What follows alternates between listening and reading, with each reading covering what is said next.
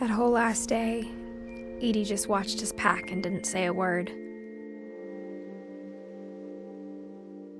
Until supper, when she raised her glass and said, "To our final night together, and all our final nights apart." Grandma, you know what I said about alcohol. Some of your medications are very Edith, specific. I left a present for you in the hallway. Why don't you go open it? The grown-ups have to argue now. I'm sorry, you're right. We're all leaving tomorrow. Let's just enjoy our last... I'm not leaving. Edith, you're excused.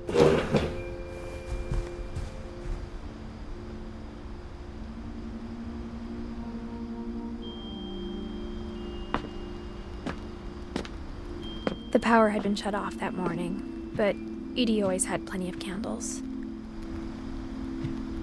When my mom sealed the library, I don't think she knew about the other entrance.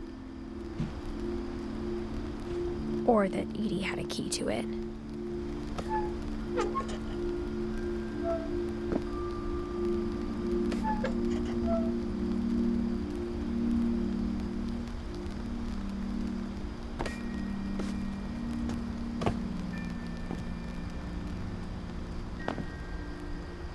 That thing you're afraid of isn't going to end when you leave the house.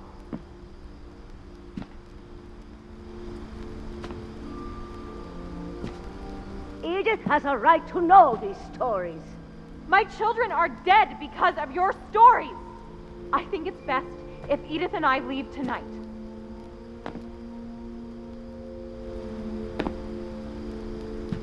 We'll have the nursing home send a van for you in the morning, okay?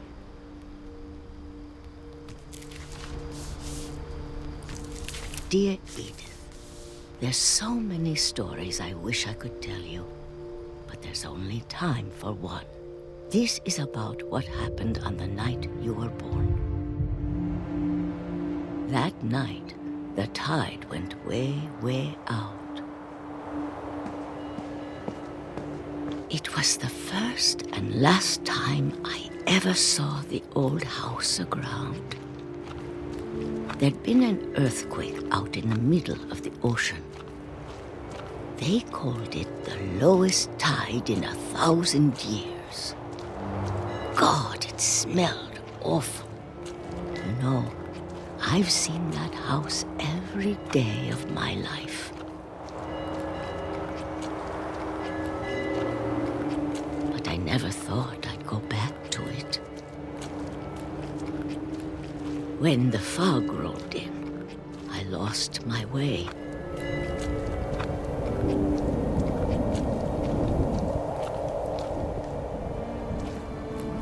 I got turned around.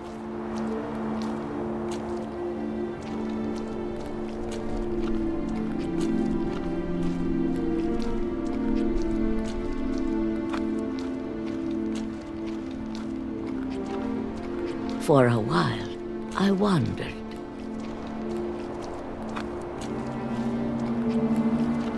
I started seeing things.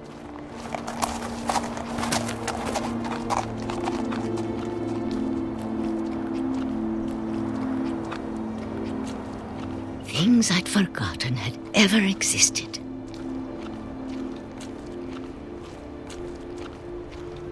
But when I saw them, they felt like old friends. That night, a lot of things came back to me. Or maybe I came back to them.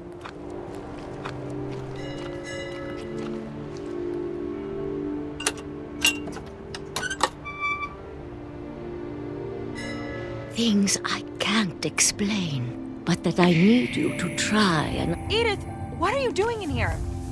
It's mine. Edith! Mom, you're gonna rip it! Let go! I kicked and screamed, but Mom dragged me to the car.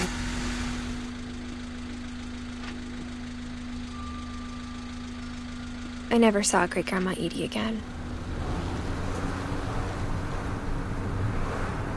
The next morning, the van came to pick her up, but she was already gone.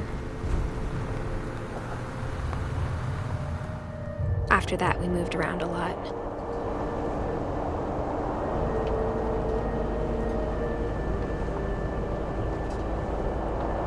We both tried to make the best of it.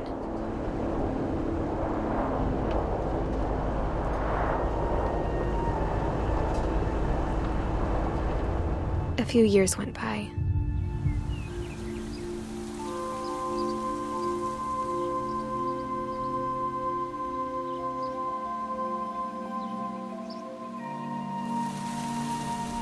My mom didn't like to talk about it.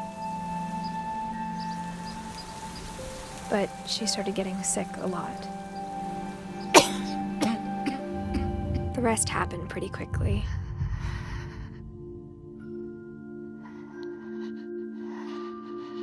She got better for a while,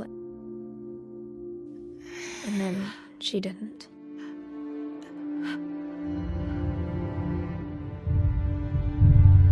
And then I was alone. The last Finch left alive.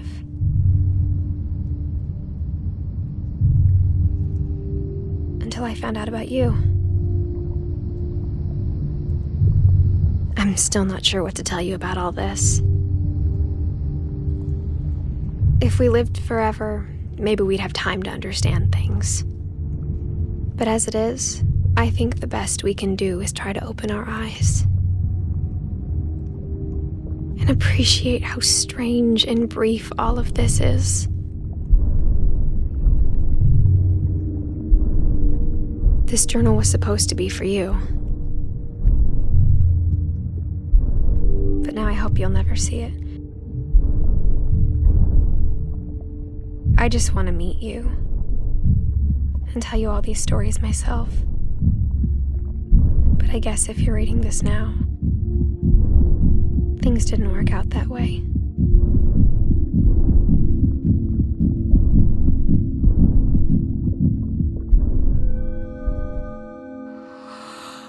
This is where your story begins.